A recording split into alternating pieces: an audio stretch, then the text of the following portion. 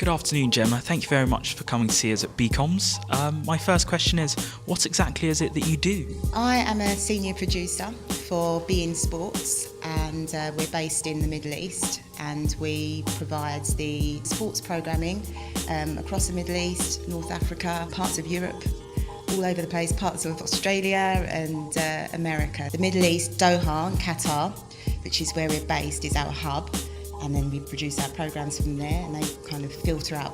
How did you get there? So I came in as a junior assistant producer at ITV. I kind of knew from quite an early age I wanted to get into the media and the creative industries, so I'd kind of done loads and loads of work experiences from when I was like 16 onwards. Had a few jobs after university where I was finding my way a little bit. I was a copywriter, I was an entertainment researcher. Joined ITV Sport a few years later, 2005, worked my way up through the ranks. So from junior assistant producer to assistant producer to VT coordinator to producer, and now senior producer at BeIN Sport. What's it like being Andy Gray and Richard Keys' boss? They are fantastic broadcasters. They're great at what they do. I've got a really great relationship with them.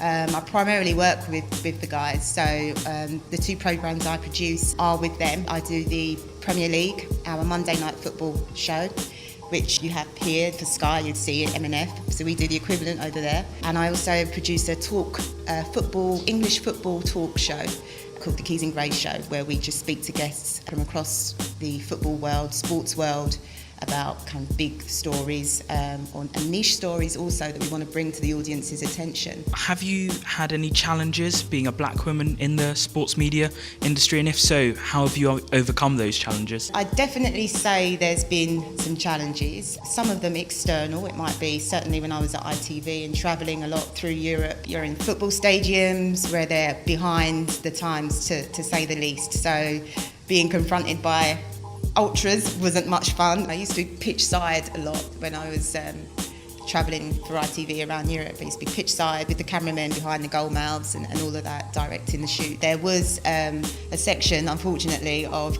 nasty ultras in Cyprus being hurled abuse at from God knows how many hundreds of fans. Unfortunately, I just so happened to have put myself in front of the ultra section, not knowing that it was that. I don't know if there's anything that can be really done about that. I think there are sections in Europe where this just exists, full stop.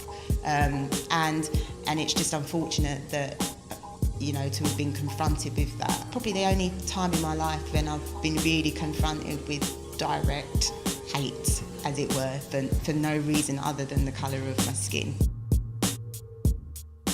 For a black female in a predominantly male sports world, you know, you will encounter incidences, comments, things where you are confronted with your race, and it's how you then react to those experiences and how you deal with them, I think, that determines how your longevity and whether you will be able to hold your own, really. You're a role model to everyone, but in particular I would say black women in the industry. What 3 tips or bits of advice would you give to young black women trying to get into the sports media industry? I would say be creative, always bring ideas to the table, have knowledge, good sound knowledge of sport. It's a fast-paced world, so you know, every day you need to be reading the papers, you need to know what the main stories are. Be yourself, be true to who you are, retain your integrity, and never feel you have to be anything other than yourself. Or compromise in any way on who you are. Do you think that a mentoring scheme or having mentors would have helped you when you started in your career and could help young women nowadays? Yeah, I would have loved that, and I think it's part of the reason why I contacted Leon, because certainly when I was coming up, I never knew, and still don't really know, any black female sports producers. I've met people in front of the cameras, presenters, reporters, but very few black female producers in sport. So, and I would love to have, if they were around when I was, I'm sure they were, but I mean, I just never knew, and I still don't. I'm aware that there's probably not very many of me, and to have some visibility for people to see what I'm doing, what I've achieved, I think is really important. I would love to have had that coming up, and if I could help anybody else come up in the same way and do well and be successful, I would love love to have that opportunity to do so. Thank you very much, Jemma. It's been a wonderful interview. Thank you.